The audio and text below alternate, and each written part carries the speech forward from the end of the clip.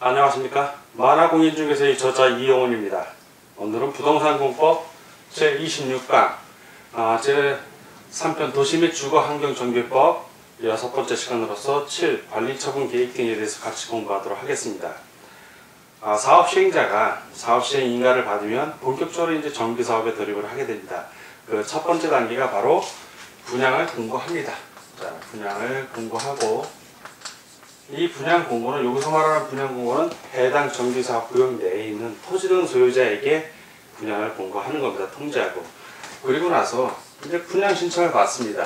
자, 이렇게 분양 신청을 받으면 해당 정비사업 구역 내에서 분양을 하고 나서 남는 부분이 없다면 이제 그걸로 끝나고, 남는 부분이 있다면 없든 있든 그 다음 단계로 넘는데, 그 다음 단계가 바로 관리처분 계획입니다.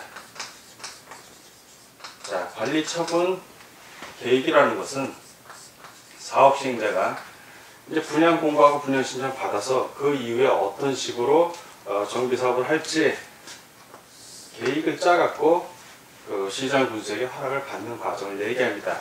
그때 그냥 받는 것이 아니라 이렇게 관리처분 계획이라는 계획서를 작성을 해서 이제 인가를 받게 되는데, 그리고 나서 이제 분양, 토지 등 소유자에게 분양하고 남은 것이 있다면 일반인들에게 이제 일반 분양이 들어가게 되는 겁니다.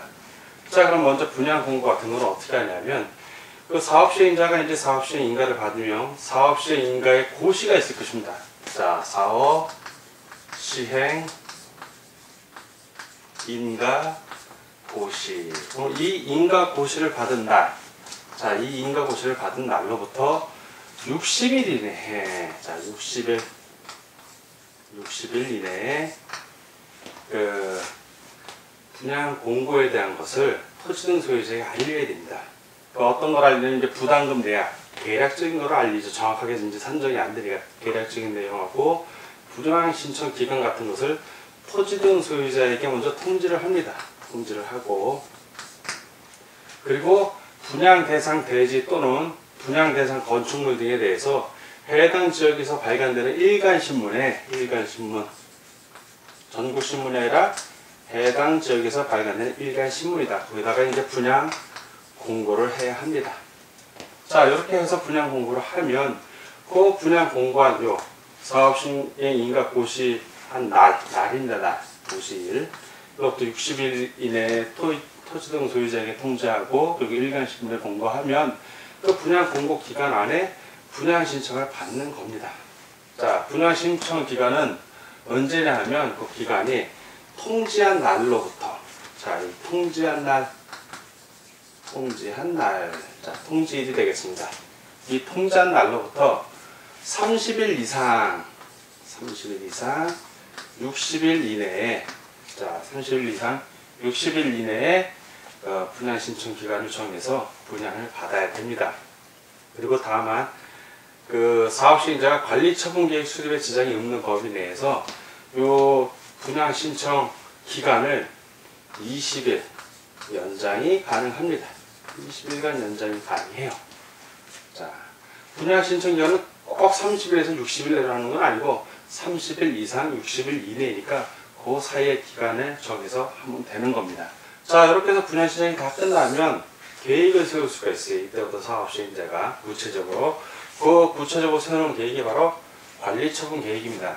자, 이 관리처분 계획은 누가 수립을 하냐면, 이 관리처분 계획을 수립하는 사람은 바로 사업시행자입니다.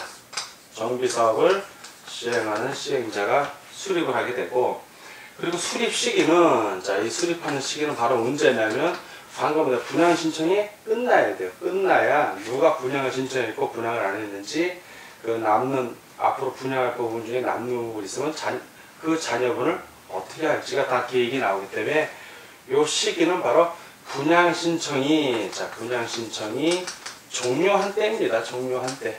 자, 분양 신청이 마무리되는 날을 기점으로 해서 관리처분 계획을 수립해야 됩니다. 자, 그리고 이렇게 수립한 관리처분 계획은 그냥 끝나는 것이 아니라 인가를 받아야 돼요. 자, 관리처분 해도 그 계획대로 계속 정비사업을 진행하십시오 라고 인가를 받아야 되는데, 그 인가는 누구에게 받냐? 이 인가해주는 사람이 바로 시장 군수입니다. 시군 구청장을 말해요. 시장 군수. 자, 이렇게 됩니다. 그리고 여기서 중요한 것은 관리처분 계획은 이건 조합 또는 조합이나 시장 군수가 공동으로 하는 정비사업의 경우나 해당이 돼요. 시장 군수가 단독으로 하는 또는 시장 군수가 그 토지공사 등에게 그 정비사업을 지정하는 경우, 이런 경우에는 관리처분 계획을 수립할 필요는 없습니다. 그런 경우는 언제냐면 바로 관리처분 계획을 수립해서 제외되는 경우가 딱 하나 있는데, 우리 정비사업 4가지를 배웠죠. 첫 번째가 주거환경개선사업, 두 번째 주택 재개발, 세 번째 주택 재건축 사업, 네 번째가 도시환경 정비 사업인데, 그 두 번째부터 네 번째까지는 그 조합 또는 토지 소유자 등이 할 수가 있습니다. 그리고 조합 플러스 시장 군수 등이 공동으로 시행할 수 있기 때문에 관리처분 계획을 해야 되는데, 4가지 사업 중에 토지 소유자나 조합이 할 수 없는 게 있어요. 바로 그게 주거환경 개선 사업입니다. 주거환경 개선 사업. 이 주거환경 개선 사업은 토지 등 소유자나 조합이 할 수 없기 때문에 관리처분 계획을 수립할 수가 없습니다. 자, 이게 사업 시행자가 바로 시장 군수이기 때문에 그렇습니다. 나머지 세 가지 사업도 시장 군수 등이 하게 되면은 그 관리처분 계획 수립에서 제외될 수도 있습니다. 그러나 일반적으로 4가지 사업 중에서 이제 그 구분을 할 때 어떻게 구분이 되냐면, 이 주거환경 개선 사업이 있고 나머지 재개발, 재건축, 도시환경 정비 사업이 있다면, 요 3가지는 주로 조합 등이 시행을 합니다. 조합 등이 시행을 하고, 요 경우에는 조합이 시행하지를 못합니다. 할 수가 없어요. 토지 등 소유자. 그래서 조합 등이 시행할 수 없는 주거환경 개선 사업은 관리처분 계획에서 제외가 된다라고 이해를 하시면 되겠습니다. 자, 요 주거환경 개선 사업은 관리처분 계획에서 계획을 수립하지 않을 때는 거 반드시 기억해 주시기 바랍니다. 자, 일반적으로는 주거환경 개선 사업은 공적인 사업이라 거의 시장 군수가 합니다. 그리고 대부분은 시장 군수들이 이 주거환경 개선 사업을 하고 싶어도 못하는 이유가 예산이 부족해서 그래요. 이거 도시기반시설 같은 걸 다 깔아줘야 되는데 돈이 많이 들어갑니다. 그래서 결국은 나머지 3사업 위주로 정비사업이 진행이 됩니다. 자, 이렇게 관리처분 계획을 하면, 그 관리처분 계획 같은 경우에는 이제 관리처분 계획을 이제 수립할 때 시행자가 수립을 하면 그 어떤 내용으로 수립하나 그 내용이 있어요. 자, 관리처분의 계획의 내용. 자, 어떤 것으로 이제 관리처분 계획의 내용을 삼아야 되냐면, 총 8가지가 나오는데 그 중에 앞에 2가지만 중요한 거 보면, 처음에 분양 설계입니다. 남는 부분을 누구에게 분양을 할 것인가. 자, 분양 설계를 하고, 두 번째는 이 분양 대상자들의 주소, 성명 이런 거 다 기입을 해야 됩니다. 등등등 해서 8가지가 나오고, 자, 이 관리처분 계획을 수립할 때 그 수립 기준이 있어요. 자, 어떠한 기준으로 이 관리처분 계획을 수립해야 되냐. 자, 이 수립 기준이 6가지가 있는데 그 중에서 중요한 거 3가지, 첫 번째 거하고 5번째 거하고 6번째 거만 좀 살펴보도록 하겠습니다. 첫 번째는 그 수립을 할 때는, 관리처분 계획 수립을 할 때는 종전의 토지 또는 건축물의 면적, 이용상, 환경 등을 종합적으로 고려해야 돼요. 어느 한 부분 면적만 고려한다든가 이렇게 이용 상태만 고려한다든가 하는 게 아니라 모든 걸 종합적으로 고려해갖고 그 대지 또는 건축물이 그 균형 있게 분양 신청자에게 배분되고 합리적으로 이용되도록 해야 됩니다. 자, 이건 종합적인 고려가 제일 중요해요. 종합적으로 고려해서 합리적으로 배분한다. 첫 번째 기준입니다. 그리고 이제 5번째로는 이제 분양 설계에 관한 계획. 어떻게 분양 설계를 할 것인가. 이 분양 설계에 대한 계획은 언제를 기준으로 잡냐. 이 기준되는 날짜 잡는 게 중요한 건데, 분양 신청 기간이 만료되는 날이다. 분양 신청이 종료되는 날. 만료. 다 같은 말입니다. 분양 신청. 분양 신청이 종료 또는 만료 이렇게 되는 날 관리처분 계획인가를 분양 설계를 해야 됩니다. 그리고 그 이제 분양 설계를 할 때 주택을 이제 제공을 해줘야 되는데, 이 주택 공급을 어떻게 할 것인가. 마지막 6번째 그 기준이 나오는데, 1세대 또는 1인 이상의 주택 또는 소유지를 소유한다 하더라도 무조건 1세대 공급이 원칙이에요. 1세대에 1주택을 공급하는 겁니다. 설사 1세대가 2주택을 갖고 있다 하더라도 공급의 원칙은 1세대에 1주택을 공급하는 겁니다. 1주택. 요게 중요해요. 이 개념이. 설사 두 세대 이상이 하나의 주택 또는 하나의 건축물, 하나의 토지를 갖고 있다 하더라도 주택은 하나만 공급을 합니다. 이게 원칙이에요. 같은 세대에 속하지 아니한 2인 이상이 1주택 또는 토지를 공유한다 하더라도 주택은 하나만, 오직 하나만 공급을 하는 게 원칙입니다. 물론 예도 있죠. 다만 이제 두 사람 이상이 하나의 토지를 공유한 경우로서 시도 조례로 어떠한 주택 공급에 관하여 정하는 바에 따라서는 주택을 2개, 3개 공급할 수 있지만 원칙은 하나만 공급을 한다라는 게 원칙입니다. 다만 토지 등 소유자에게 소유한 주택만큼, 왜냐면 정비구역 안에 1세대가 한 주택만 갖고 있는 게 아니라 1세대가 주택을 2개, 3개 이렇게 갖고 있을 수도 있습니다. 부자들은 그렇게 갖고 있을 수 있잖아요.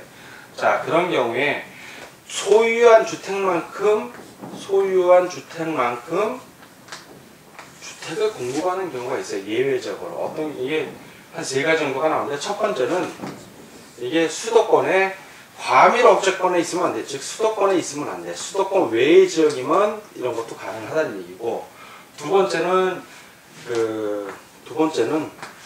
공적으로 쓰는 거예요. 뭐 근로자, 공무원이라든가 뭐 그런 숙소 아니면 기숙사 이런 것들을 제공하는 경우, 이제 기숙사나 숙소 같은 경우에는 소유한 것만큼 제공할 수도 있다. 그리고 마지막 세 번째는 국가나 지방자치단체 또는 주택공사, 공공기관 같은 경우는 소유한 주택의 수만큼 공공기관이 주택을 소유할 수 있습니다. 임대주택을 제공한다든가 아니면 공적으로 필요해서 갖고 있을 경우에는 그 소유한 주택 수만큼 제공하지만, 일반적으로 원칙은 평범한 사람의 경우에는 1주택 공급이 원칙이다라는 걸 반드시 유념해 주시기 바랍니다. 자, 그리고 나서 이렇게 다 끝난 다음에 그 잔여분을 처리하는데, 자, 잔여분, 자, 이렇게 분양 공고하고 분양 신청해서 주택, 토지 등 소유자에게 분양하고 남은 잔여분입니다. 잔여분.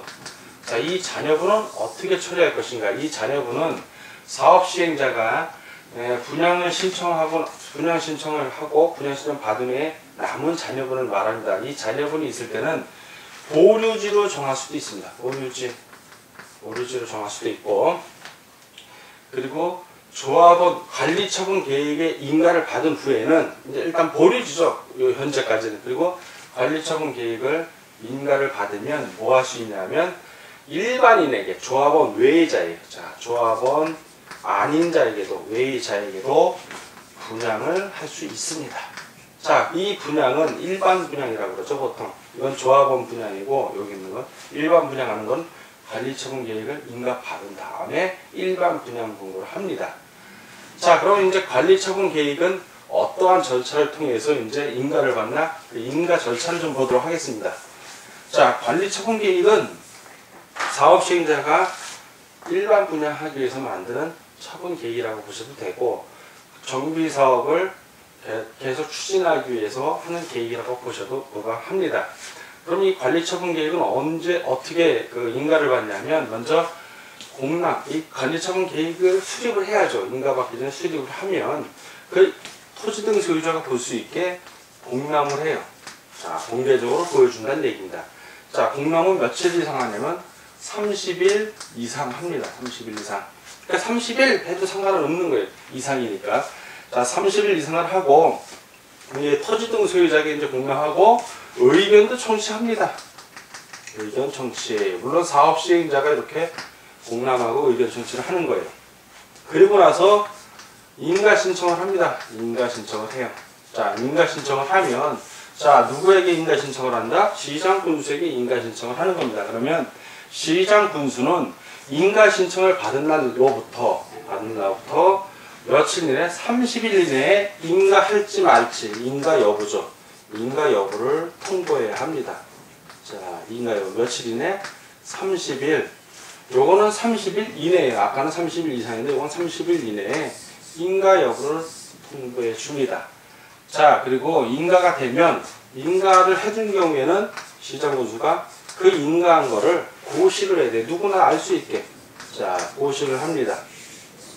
고시는 시장군수가 관리처분에 대한 인가를 했을 때는 지방자치단체, 해당 시군구 지방자치단체에 공보에다가 고시를 하면 됩니다.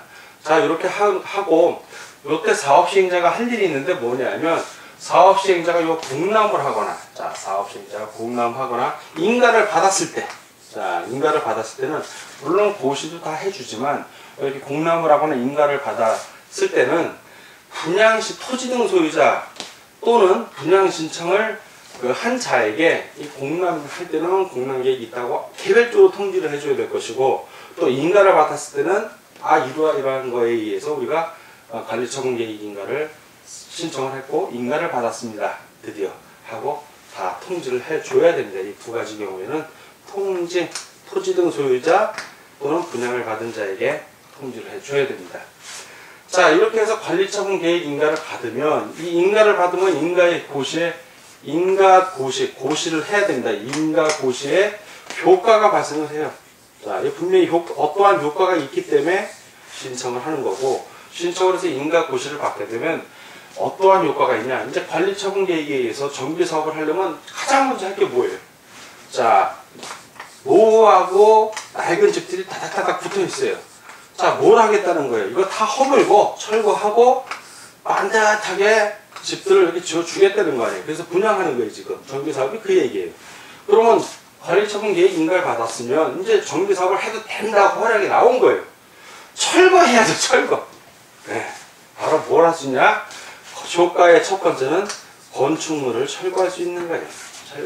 철거 작업을 해야 바로 사업에 들어가니까. 철거를 하고, 두 번째는 이제 철거하고 대지를 조성한다든가 아니면 거기다가 주택을 지어요.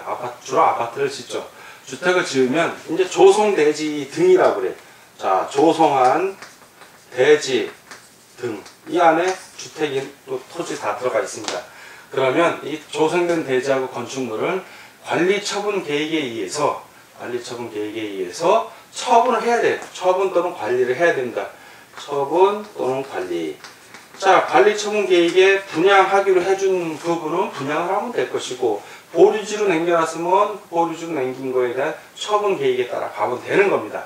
자, 이렇게 하고, 관리처분 계획의 효과는 세 번째는 철거를 하려면 종전 주인이 내 집인데 왜 철거해? 이러면 안 되잖아요. 그래서 종전 토지 등의 사용이 수익 금지돼요. 종전 토지 또는 건축물 등에 대해서 사용도 할 수 없고 수익도 할 수 없어요. 이게 금지가 됩니다.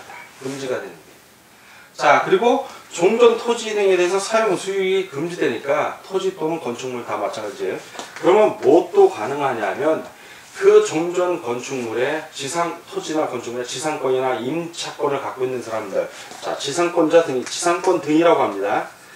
지상권, 전세권, 임차권 이런 것들은 해지를 할 수 있는 거예요. 이 사람들이 더 이상 사용 수익을 할 수 없으니까 계약을 해지합니다.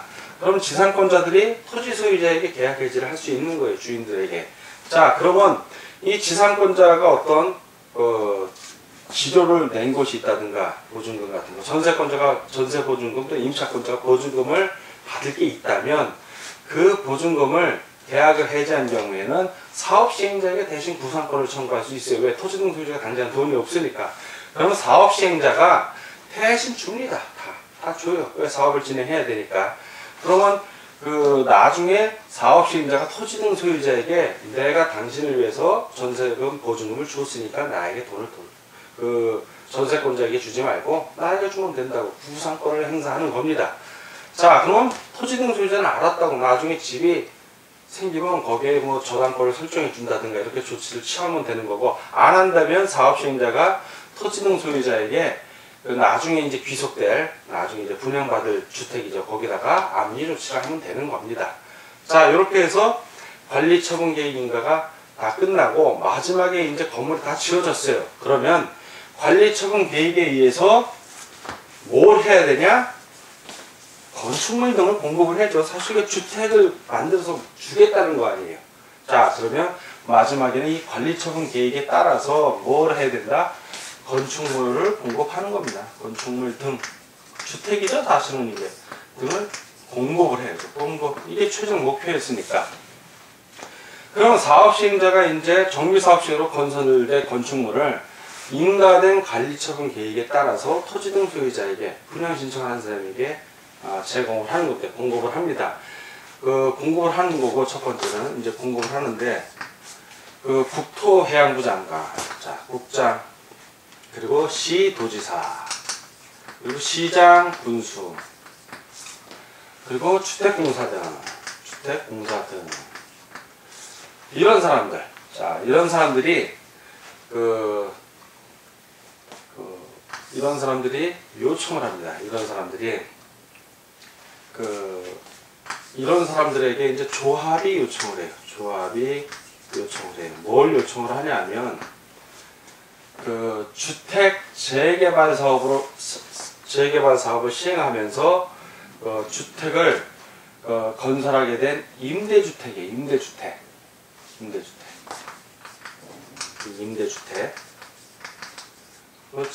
주택 재개발 사업을 했을 때 임대주택을 말합니다. 이 임대주택을 인수해달라고 국토해양부 장관, 시도지사, 시장군수, 주택공사 등에게 조합이 요걸 인수해 주십시오 라고 요청을 하는 거예요. 요청할 수 있습니다. 요청을 할 수 있고, 그러면 주택 재건축 사업으로 건설된 이 임대주택을 국토해양부 장관 또는 시도지사 또는 시장군수, 주택공사 등이 인수할 수 있습니다. 자, 인수할 수 있고, 또 하나 이제 세 번째는 공급 대상자에게 공급을 다 제공하고도 남은 주택이 있어요. 남은 주택. 분양 신청도 받고 했어요. 처음엔 토지 등 소유자에게 분양 신청하고, 그 다음에 관리처분 계획인가 받고, 그리고 또 일반 분양을 했어요. 그런데도 남는 주택이 있을 수 있습니다. 왜? 자격이 없는 사람이 분양한 경우에는 자격을 박탈합니다.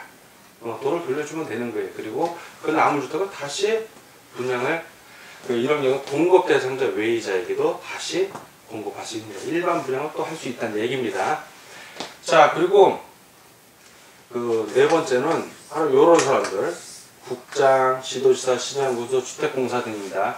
이런 사람들이 정비구역에 있는 세입자가 어떤 요구를 해요. 자, 그런 요구를 하는 경우에는, 자, 이제 세입자, 요번에는 세입자가, 아까는 조합이 요청하는 거였고, 세입자가 요구를 합니다. 그런 사람들에게 뭘 요구하냐면, 아까 인수한, 요 임대주택 있죠? 인수한 임대주택의 일부를 분양해달라고, 토지 임대부 분양주택으로 분양해달라고, 분양주택을 임대해달라고 그러면 임대주택을 토지 임대부 분양주택으로 전환해서 공급해야 합니다. 이 세입자들을 위한 조치예요. 토지 임대부 분양주택이니까 토지는 임대하고 주택은 분양한 거니까 가격이 낮아요. 그만큼 나니까 세입자들, 서민을 위한 조치라는 것이면 됩니다. 자, 그리고 정비사업 같은 경우에 이제 분양받을 권리의 산정 기준일이 있어요. 분양받을 권리의 산정 기준일. 이게 뭐냐면, 정비사업을 합니다. 자, 우리가 정비사업을 하면, 주택 등은 이제 분양받는 거예요. 그 정비사업 구역 안에 있는 토지 등 소유자, 조합원들이 이제 받는데, 정비구역 지정고시,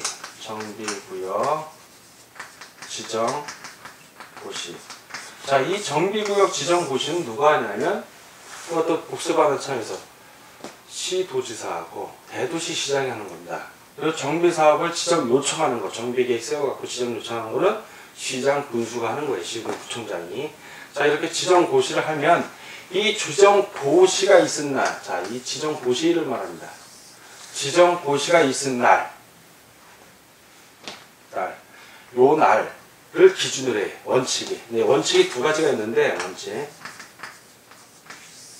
지정고시를 기준으로 하든가, 아니면 시도지사가 투기 억제를 위해서 기본 계획 수립 후에 정비 기본계획 수립 후에 정비구역 지정 고시 전, 정비구역 지정 고시 전, 요거 이전, 지정고시 이전에 따로 정한 날이 있다면 요 날이 기준일이 되는 거예요. 이때는. 자, 정한 날이 없다면 지정고시일이 기준이 되는 거고, 따로 정한 날이 있다면 이 따로 정한 날이 기준일이 됩니다. 이 기준일을 기준으로 해서 기준일까지는 괜찮아. 그런데 기준일 다음날, 자, 이 다음날부터 어떤 인수를 한다든가 하는 사람들은 조합원이 될 수 있다, 없다? 없다는 얘기야. 분양받을 권리가 없다는 거예요. 즉, 기준일까지, 이 기준일을 기준으로 해서 뭘 한다? 분양받을 권리가 산정되는 거예요. 주택 등을 분양받을 권리의 산정 기준일이 되는 거예요, 이게. 그러니까, 그 조합원이어야만 이제 분양을 받는데, 조합원이 될 수 있는 날짜를 의미하는 거예요, 이게. 그러니까, 요 기준일까지 토지 등 주택을 소유하라는 얘기예요. 이 기준일까지. 지상권을 갖든가. 그렇지 않으면, 그 기준일 다음에 같이 취득한 사람들은 조합원으로 인정한다, 안 한다? 안 한다는 얘기예요. 이게 왜 이 규정이 들어왔냐면, 그 내용을 이제 보면 알아요. 내용을 보면, 예전에는 정비구역 지정 고시일 이후에도 조합원이 된 이 규정이 없었고 조합원이 될 수 있는 거예요. 분양 될 때까지. 그러면 처음에는 한 조합원이 이렇게 토지가 이렇게 있다면 한 100명 정도가 조합원이라고 쳐요. 100명이 정비사구역에. 그래서 지어서 한 가구 200가구 나오면 100가구는 이 사람들에게 분양하고 나머지 100가구는 일반 분양하면 되는데, 지정 기준일 제도가 없으니까 구역 지정 고시 되면 고시 전이라도 막 쪼개 넣는 거야. 한 필지를 막 쪼개. 그러니까 예를 들어서 한 30제곱미터 되는 땅을 막 30명, 땅 1제곱미터에 뭐 1명, 어떤 경우는 몇백 명이 한 10제곱미터를 갖고 있는 거예요. 실제 소유한 지분으로 갖고 있는 거라고. 그럼 다 조합원이야, 그 사람들도. 다 조합원. 말이 안 되잖아요. 이렇게 땅 넓은 사람 쪽에 한 100명이 있다면, 이 조합원 요 100분의 1인데, 토지 면적으로는 100분의 1인데, 여기 인원이 200명이야. 이쪽이 더 많이 많아. 이거 못하게 하려고 하는 거야. 이거 못하게 하려고. 땅 쪼개는 거 못하게 하려고. 그래서 뭘 못해? 자, 첫 번째. 1필지가 수필지로 분할되는 거예요. 분할되는 경우. 분할되는 거. 언제? 기준일까지 분할되는 건 상관이 없어. 기준일 이후에 분할되는 건 그냥 1필지만 인정하겠다는 거예요. 의미가 없어요. 기준일 이후에 분할되는 거. 자, 두 번째는 단독주택이 다가구 또는 뭐 다세대 주택으로 전환돼. 기준일까지 하는 건 괜찮은데 기준일 다음 날부터 이거 하면 단독만 인정한다는 거예요. 그 세 번째. 그 하나의 토지 안에 있는 그 토지하고 주택하고 토지가 있다면 이걸 각각 분리해서 소유하는 거야. 분리해서. 그것도 안 된다 이거야. 대표 토지하고 건축물 대표 1인. 자, 각각 분리해서 소유하는 것도 안 된다. 원래 한 사람 거였을 때는 그냥 한 명. 따로따로 소유, 예를 들어서 이 기준일까지, 기준일 이전에 따로따로 소유하고 있다면 그건 따로따로 분양받을 수 있어요. 근데 기준일 이후에는 한 사람이었던 걸 둘로 나누면 의미 없다 이 소리입니다. 그냥 한 사람 걸로 친다는 얘기고, 그 나대지 건축물을 이제 새로 건축하는 거예요. 대지에 새로 건축하거나 그 공동주택들은 이제 아무것도 없어. 나대지야. 그러면 그 토지 소유자가 한 명이라면 한 명 건데, 여기다가 기준일 전에 다세대 주택을 지었어. 그래서 분양을 했다면 분양받는 사람 하나하나가 다 분양받을 수 있는 조합원이 되는데, 기준일 이후에, 원래 나대지였는데 기준일 이후에 다음날에 그걸 지었다면 이 사람들에게는 권리가 없다 이 얘기입니다. 그러니까 이 권리 분양 산정의 기준일은 기준일까지만 인정을 하고, 기준일 다음날부터 이렇게 토지 분해 쪼개기 같은 거 하면 인정해 준다 안 한다? 안 한다는 얘기입니다. 요게 어려운 개념인데 이거 가만히 보면 재밌는 개념이에요. 그리고 여러분들 중개 돼서 앞으로 공인중개사가 돼서 정비사업하고 관련된 거를 중개할 때는 기준일을 꼭 봐야 돼요. 이 기준일을 왜 봐야 되냐면 대부분 지정고실이 기준일이면 편한데 지정고실 이전에 장려해 버려. 이전에. 그러니까 그 이전에 정한 그 날짜를 반드시 확인해야 돼요. 여러분들. 중개하는 중개사가. 그래서 기준일 전에 만약에 이렇게 쪼개기를 한다면 그건 중개를 해도 돼. 권리가 있습니다. 근데 기준일까지도 괜찮은데 기준일 다음에 이미 지났어. 그러면 이건 쪼개야 의미가 없으니까 사기라고 정확하게 알려주셔야 됩니다. 그리고 여러분 자신이 알고 있어야 또 이렇게 분양하는 사람들이 장난치는 거에 현혹이 안 돼요. 본인이 알아야 안 당하지 모르면 당하는 겁니다. 자, 오늘은 아주 중요한 부분을 강의를 해서 여러분들 실제 중개 업무 할 때 중요한 부분들, 특히 이 기준일 산정 같은 거는 꼭 중요하니까 기준일까지는 되는데 지정고실 이전에 기준일을 정할 수 있고 지도조사가 그러면 기준일 이전에 정했을 때는 어떻게 해야 된다? 기준일까지만 토지 분할이 가능하고 기준일 이후에 분할은 가능하지만 분할받은 사람들이 분양받을 권리는 없다는 걸 반드시 인식하기 바랍니다. 오늘 공부하느라고 수고하셨습니다. 다음 시간에 뵙겠습니다. 감사합니다.